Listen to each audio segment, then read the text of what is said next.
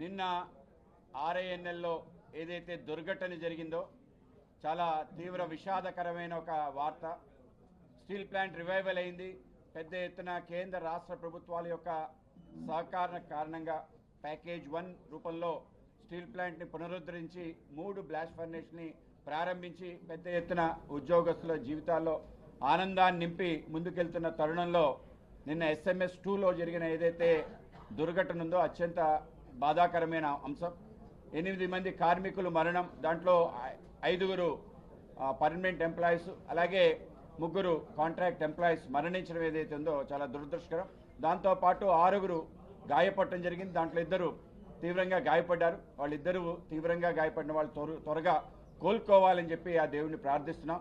అలాగే కేంద్ర రాష్ట్ర ప్రభుత్వాలు కలిసి ఈ యొక్క ఎవరైతే క్షతగాత్రులు ఉన్నారో అలాగే ఎవరైతే చికిత్స పొందుతున్నారో వాళ్ళకి ఎక్స్గ్రేషియా ఇవ్వటం జరిగింది. ముఖ్యంగా ఎవరైతే మరణించారో వాళ్ళకి 25 లక్షల రూపాయలు ఇవ్వటం, దాంతోపాటు వాళ్ళకు సంబంధించిన పూర్తి ఫైనాన్షియల్ బెనిఫిట్స్ ఏవైతున్నాయో వాటన్నిటినీ కూడా వాళ్ళకి ఇచ్చే విధంగా, అలాగే వాళ్ళ ఇంట్లో ఒకరికి ఉద్యోగం RINLలో పర్మనెంట్ ఉద్యోగం ఇవ్వాలని చెప్పి కాంట్రాక్ట్ ఎంప్లాయీస్ పిల్లలు కూడా ఆ విధంగా ఇవ్వాలని చెప్పి అనుకోవడం జరిగింది. అలాగే వాళ్ళకి హౌసింగ్ సదుపాయం కూడా కలిగించాలని చెప్పి నిర్ణయించడం జరిగింది. ఆ విధంగా ఆ ప్రకటన చేశారు.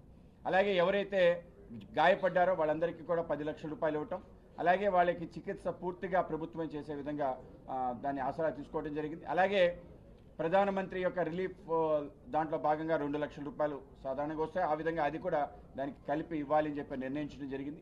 అలాగే ఏదైతే ప్రమాదానికి కారణమైన అంశాలు ఉన్నాయో వాటన్నిటిని కూడా నిన్ననే స్వయంగా ఉక్కు శాఖ మంత్రి కుమారస్వామి గారు వచ్చి అక్కడ మొత్తం దాన్ని పరిశీలించడం జరిగింది. అలాగే మా యొక్క డిప్యూటీ మంత్రి గారు శ్రీనివాస్ వర్మ గారు వచ్చారు. అలాగే కేంద్ర పౌర విమానయాన శాఖ మంత్రి రామ్మోహన్ నాయుడు గారు కూడా అక్కడే ఉన్నారు. అలాగే హోమ్ మినిస్టర్ అనిత గారు కూడా అక్కడే ఉన్నారు. మిగతా మంత్రులు అలాగే పల్లా శ్రీనివాస్ గారు కూడా అక్కడే ఉండి పర్యవేక్షణ చేస్తున్నారు. ఇవాళ పెద్దలందరూ కూడా దానికి సందర్శించి రావటం జరుగుతుంది.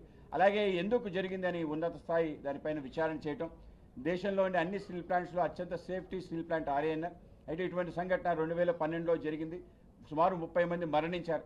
సో ఆ విధంగా అప్పటి నుంచి ఎప్పుడు కూడా ఒక సంఘటన జరగకుండా ఆ భద్రతా ప్రమాణాలు పెంచుతూ వచ్చారు. అయితే నిన్న జరిగిన చాలా దురదృష్టకరమైన సంఘటన కనుక ఆ యొక్క సంఘటన నేపథ్యంలో అనేక విలువైన కుటుంబాలు వాళ్ళ యొక్క ఆసరాన్ని కోల్పోవటం ఏదైతుందో అందరినీ కూడా బాధ కలిగించింది. కనుక ఏదైతే 12 సంవత్సరాల యొక్క సెలబ్రేషన్ చేయాలనుకున్నాం వాటిని పోస్ట్పోన్ చేయడం జరిగింది. ఆ విధంగా త్వరలో దీనికి సంబంధించిన డేట్స్ అనౌన్స్ చేయడం జరుగుతుంది. రాష్ట్ర వ్యాప్తంగా జరుగుతున్న ఒక మంచి వాతావరణం, డబుల్ ఇంజిన్ సర్కార్ యొక్క పరిణామం ప్రజలందరికీ చూడడానికి కనిపిస్తుంది. కనుక ఆ యొక్క పరిణామాలకు సంబంధించిన ఏ అంశాల్లో మనం ముందుకెళ్ళాం, అలాగే ఏ రకాల ప్రజల వర్గాలని మనం చేరువ చేస్తామో, అలాగే ఈ రాష్ట్రానికి సంబంధించిన ఏ ప్రాజెక్ట్స్ మనం తీసుకొచ్చామనే విషయాన్ని మనందరికీ కూడా తెలియజేయడానికి మన కేంద్ర మంత్రివర్యులు శ్రీ ప్రహ్లాద్ జోషి గారు రావటం నిజంగానే ఆంధ్రప్రదేశ్కి ఆయనకి ఈ యొక్క 12 సంవత్సరాలకు సంబంధించిన కార్యక్రమాల్లో భాగంగా ఆయన ఇన్ఛార్జిగా వేయటం, రాష్ట్ర వ్యాప్తంగా ఇంకొకసారి కూడా రావటం జరుగుతుంది. ఆ విధంగా అనేక రకాల కార్యక్రమాలు చేయాలని చెప్పి నిర్ణయించాం.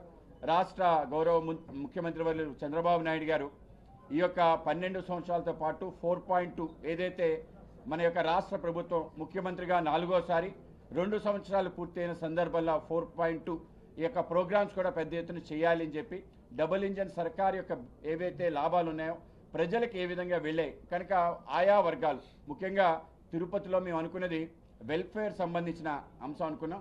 ఈ ప్రాంతానికి గరీబ్ కళ్యాణ్ ఏదైతుందో పేద ప్రజలకి మనం ఏవేవైతే చేశామో సంక్షేమ కార్యక్రమాలన్నీ కూడా ఒకసారి చూపించడం, ఆ బెనిఫిషియర్స్ పిలవటం, వాళ్ళకి సన్మానం చేసే కార్యక్రమం చేయాలనుకున్నాం. దురదృష్టకరమైన సంఘటన కారణంగా అది పోస్ట్పోన్ అయింది. అలాగే అమరావతిలో గుడ్ గవర్నెన్స్ 12 సంవత్సరాల యొక్క నమ్మకం ఏదైతే ఉందో దానికి సంబంధించిన ఆ కార్యక్రమం, అలాగే విశాఖపట్నంలో అభివృద్ధి సంబంధించిన కార్యక్రమం డెవలప్మెంట్ ఏదైతే జరిగిందో అనేక రకాల ప్రాజెక్ట్స్, ఉపాధి కల్పన సంబంధించిన ఏ అంశాలు వచ్చాయో వాటన్నిటి కూడా కళ్ళకట్టును చూపించే ప్రయత్నం కేంద్ర రాష్ట్ర ప్రభుత్వాలు చేయాలని చెప్పి అనుకోవడం జరిగింది.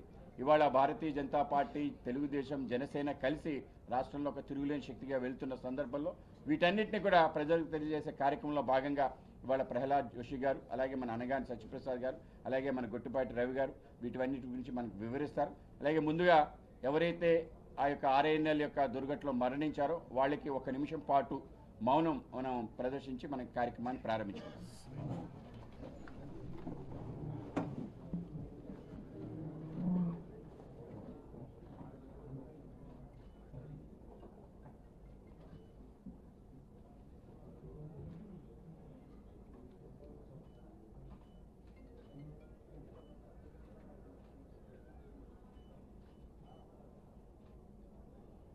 ఓం శాంతి ఓం శాంతి